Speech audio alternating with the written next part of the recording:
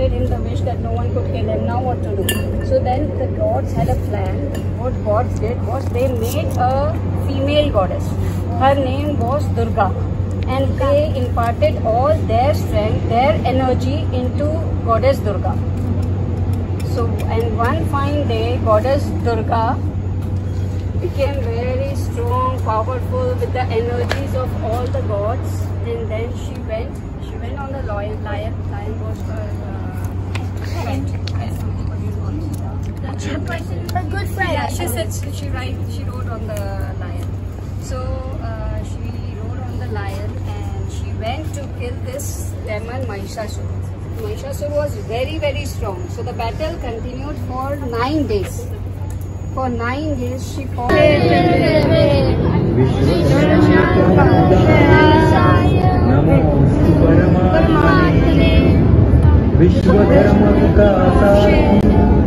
प्रभो संहृतिपूजिता ज्ञानं च देहि विश्वेश ध्येय मार्ग प्रकाशकम् सच्चिदानंद रूपाय विश्वमंगलहेतवे विश्वधर्मैकमूलाय नमोऽस्तु परमात्मने धर्म प्रकाशकम् वयम् शुभां